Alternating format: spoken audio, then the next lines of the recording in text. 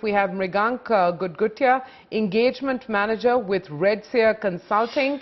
Many thanks for joining us today, and I think that your research has certainly captured anecdotally what all of us can see, feel and experience. Many thanks for joining us, Mrigank, but for the benefit of our viewers, can you just introduce RedSeer Consulting, give us a quick sense of the kind of work you do? Yeah, so thanks for having me on this show. So just to introduce RedSeer, so we are about 8-year-old management advisory and research firm based out of Bangalore, and we specialized in market-facing research-based engagements. And over the past few years, we have become known as one of the fastest-growing companies in the space. Over the course of the past few years, we have also developed expertise in the consumer internet advisory and research space, and currently we give advice and we track more than 20 sectors within the consumer internet market, which includes the taxi market, the e-tailing market, wallets, furniture, all of that. Okay, so if I can paraphrase loosely, you're a startup that's focusing on a whole host of startups, among other things. So let's talk about, the cab aggregators, the taxi hailing market. What are the metrics that you track for Ola and Uber? So within the cab aggregators market, we track both the consumer side of things as well as the driver or the supply side.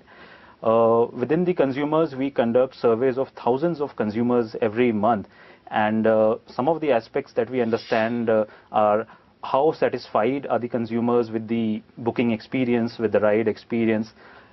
We also ask them what is the platform that they are preferring, Ola or Uber or some of the other platforms. And additionally, we also ask them about cash versus non-cash. What is the kind of payment mode they actually prefer? On the driver side, we really track the driver satisfaction with the platform in depth. And we also ask drivers how their incomes are moving up or down, how happy are they working on different platforms, and so on. So it's a fairly well-rounded, comprehensive tracking of the consumer and the driver side for the entire sector. I wanted to set the stage for your 2016 review, and we've done that with our first two questions. So, how have cab aggregators like Ola and Uber fared in 2016? So I would say 2016 has been a very interesting year for the sector. The reason I use the word interesting is that on one hand, there has been a lot of hurdles and challenges posed by the regulators, the various state governments, putting a lot of obstacles in the path of these companies. Secondly, drivers have also been having some protests, strikes and unhappiness from the company's side. But the biggest thing has been that consumers have really given their vote of approval for this sector in 2016.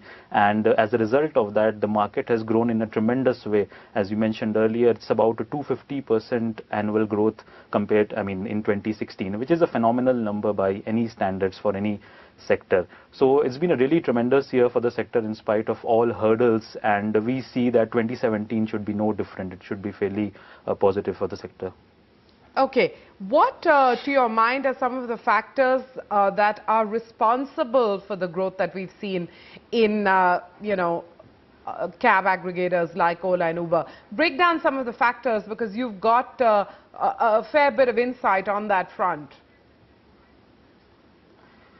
Right. So I think at a fundamental level, the basic driver behind the growth of this sector has been the the lack of public, very detailed or very strong public transport in many of the biggest urban centers of India. So that is where sort of a big gap was there, and these companies have been filling up that gap for the consumers over the last few years. However, 2016 was one of the best years for the sector, because the companies, both Ola and Uber and the others, they have invested massively in improving the ride experience for the consumers. And as our research shows, the ride experience as rated by consumers has been on the upswing for the whole part of the calendar year. So again, as a consumer, you sort of want to go for a repeat experience in these companies, and you go for your commutes, your leisure trips and everything. So that's been one big thing driving the growth of the sector in the year. Secondly, I think the prices have really come down to a very affordable level where these cabs can compete effectively with autos and some of the other public transport modes. So again, that's really pulled consumers on board, especially the advent of some of the services like carpooling. For example, we saw in our research that there has been a 500% growth in carpooling rides over the first half of 2016 compared to the end of 2015. That's a massive number by any standards, and we see that consumers are really happy about it, that they sort of contribute to the traffic congestion by reducing it and also are able to get a very affordable ride. So just to summarize, it's been a combination of affordable rides, the advent of convenient services like carpooling, better ride experience from the consumers, and of course the fundamental gap that exists in the public transportation. So the cab companies have really taken advantage of all these factors to deliver a bumper performance for the sector in 2016. And yet, as you mentioned at the start of our conversation, or early on in our conversation, there have been some challenges too. Regulatory challenges, and then, you know, the taxi drivers themselves, the cab drivers themselves, creating, you know, issues as far as business is concerned, as far as services are concerned. We've seen it here in the National Capital Region. What were the key challenges that cab aggregators, online ride-hailing services faced? So I think the biggest challenge came from the side of the regulators. So there has been a constant tussle between the regulators and the companies, of course, not just in India, but across the globe, as to how to best monitor these services. So it was no different in the Indian context as well. So some of the states have been coming up with regulations to sort of, you know, much more modern regulations that can affect the sector, but still there seems to be a lot of tussle still going on. So I think that has been the biggest hurdle, and these companies have been trying to expand into services like bike taxi, you know, buses and stuff. So that has been sort of blocked by the regulators, and sort of that was where the companies were spending a great amount of their effort during the year. So that's challenge number one. Besides that, so drivers have had a not so good year in spite of the growing rides. So essentially the incomes for the drivers, that has not really grown at a very fast pace. In fact, our research shows that driver incomes have sort of stagnated or even come down in some of the cities. So what that means is that a driver who has taken an EMI to buy a car, or who is sort of came on the platform attracted by the income, he has not had a very good time, and of course that leads to a lot of dissatisfaction from them. So that is what has caused so many driver strikes and other unrest issues within the sector. So primarily these two were the biggest challenges which the sector faced. Another minor hurdle, you could say, was in some sense that both the companies, Ola and Uber, they were trying to sort of improve their financials and financial efficiency. So they ended up cutting some of the driver income and the consumer's discount in some cases. Again, that added to the driver unrest and dissatisfaction. So essentially these 2-3 factors playing out against each other was what the sector faced in terms of challenges during 2016. Okay, which brings us to 2017 and how the stage is set. I mean, 250% growth year on year is a tough act to follow, surely.